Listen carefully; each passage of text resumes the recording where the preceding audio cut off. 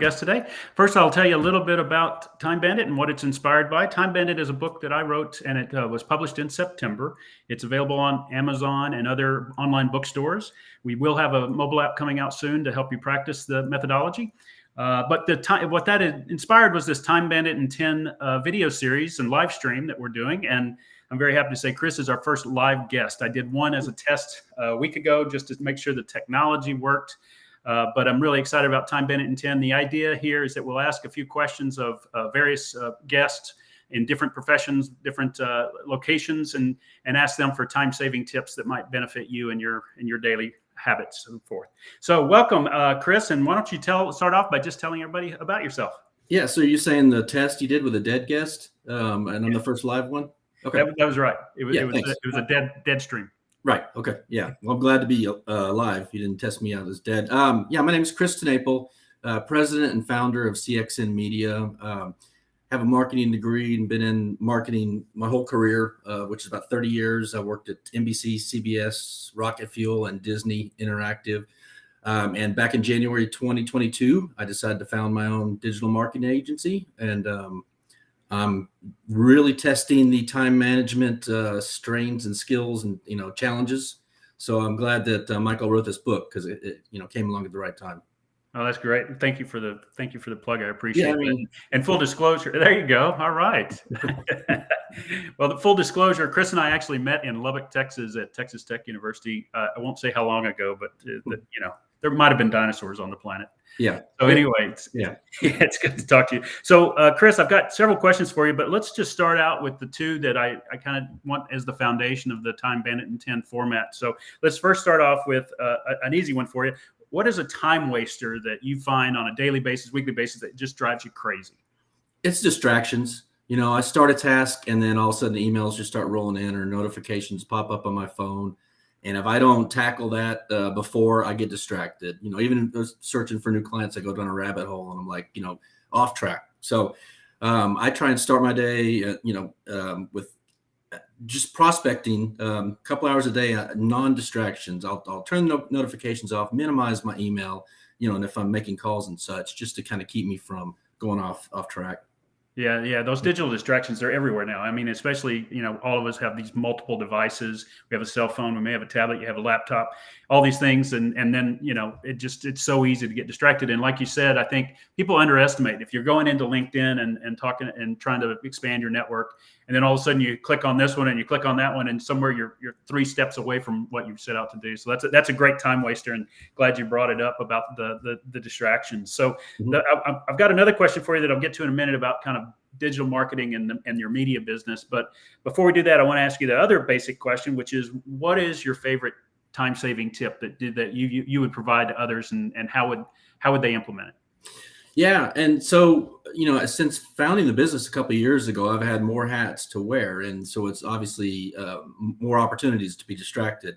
And one thing I used to pride myself on was multitasking. And I actually kind of reset that. And I said, how about I don't do that? I'd rather, you'll have your calendar that has meetings and lunches and whatever, that's set stuff. And then I have what's called the filler. You got a report that's due at the end of the day, end of the week, a proposal you're working on. I do like a little ranking every day, and I say, all right, this is number 1. I got to do that. And then I don't start the other ones until I can scratch that out. And I'm a pencil and paper kind of guy. You could highlight a spreadsheet or whatever, but I like to scratch that out. And then I go, all right, what's the next one? What's 2? And those adjust throughout the day. All of a sudden something comes in. But if I can keep on track with that, then I feel like I'm more productive because I'm just tick, tick, tick, down the items. Yeah. And so do you block your calendar for that work? Or you mentioned earlier you block your time to do, outreach to potentially new customers. Do you also block the task management or the task work that you're doing? Mm-hmm. Yeah. Yeah. And I find if you do that across the board, then it's very helpful. I mean, I'll get the text from my mom that what her Wordle score was for the day. And I'm like, all right, I think I'm going to talk to her lunch, about that. I got to get this proposal out. So yeah, if I stay on track, even for my sainted mother, I hope she's not watching this, by the way. If I can move on to get my things done, then if it's across the board, then it's very helpful for sure. Yeah, you got to figure out a time to put that Wordle with mom on there. Yeah. So what do you do when you when you're planning your day and maybe you're going to go see a customer live, or you're going to go have lunch with them. You mentioned when we were talking right before we went live here that you have a client dinner tomorrow night. So what do you do differently on your schedules when you see that still to fit in that time that you need to do that critical work?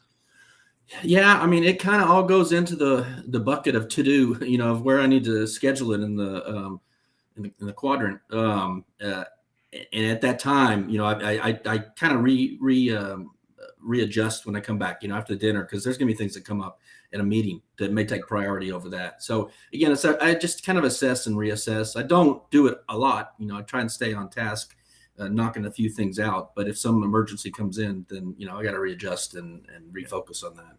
Yeah, I think that's critical, and we talk about it priorities in the book, and it's really important aspect what you just said there. Sometimes you just have to reset, and what was most important and most urgent thing 2 hours ago may not be the most urgent thing today, or in this moment, and you have to kind of readjust. And that flexibility is good, but you can still get to that next thing after you, as you mentioned, strike through the first one, right? Yeah, and the end of the day, there's things you don't get done, and you got to push them to tomorrow. Yeah. Or the night, after dinner, if you got some time, you can readjust and say, all right, this is critical that I still get this done today. So it's be a working late kind of night, or I can do it first thing in the morning because they're on the West Coast and they're not going to get in, for a couple of hours after I get things done. Yeah. So good time blocking, scheduling time for dedicated activities, et cetera. Good stuff. So I was thinking about your business and CXN Media that you founded in 2022. Right after the pandemic, you got out there, so you had time to think while you were in lockdown, I guess. Yeah. But I've paid for digital media with different roles I've had in different companies. To be honest with you, I didn't know what I was doing. So it became a time sink to me because I was trying to learn how to identify what digital advertising was right for me and the company that I was representing. Mm-hmm. Do you have any recommendations? Because to me, one time sink that we all get into is when we are trying to accomplish something that we're not familiar with. And so we go down those rabbit holes, as you said earlier, and maybe there's a different way. And any advice for somebody that's looking for digital media? Yeah, for sure. And you kind of touched on it. It's like, you're in the business of selling books or selling software. You're not in the business of really going out and marketing and SEO, SEM, finding people at a trade show like we talked about a little before. What you best could do is you find experts at that and outsource it. And you say, hey, I'll let you handle this. That's the beauty of my industry. We work with all verticals, all products, all companies. I have an oil and gas company. I've got an architecture firm. I've got a medical procedure. They're experts at that. I'm not. I don't know how to do plastic surgery, but I know how to reach their customers wherever they are online. So we have a team of 150 people behind us, subject matter experts, whether, like I say, it's SEO, geofencing, streaming TV, audio, and I can delegate. That's the other thing that I do is instead of me diving deep into this, I'm going to my experts and I say, hey, this client needs this. Or if we need a whole strategic plan, I've got my select team that can, do audience analysis and really go deep dive on what would be best way for them to market their product. And if somebody were to try to do it themselves, that's going to take them months, and then they may miss the opportunity or not maximize the opportunity per se. Exactly. Yeah, I think that's important. And that delegation aspect of it, as you know, in the priority matrix that I kind of talk about in the book, and what we focus on the app is there is things that are important or they're urgent, but not as important to you as an individual, and those that you look to delegate those out to somebody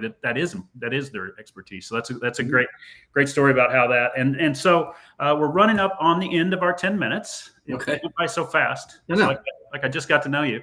Right. But if somebody wanted to pick up that conversation with just to talk to you about your time management practices or to talk about CXN Media and advertising, how would they find you?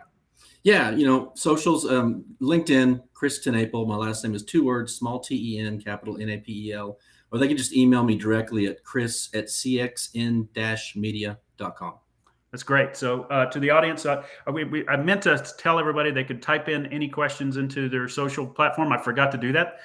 Obviously, you're the second episode of Time Bandit in 10. So congratulations on being the first guest on it. But I may have flubbed that and not told people they could ask questions earlier. But if you do have any questions for Chris or for me, type them into the LinkedIn or Facebook area, and we will answer after the call is over here.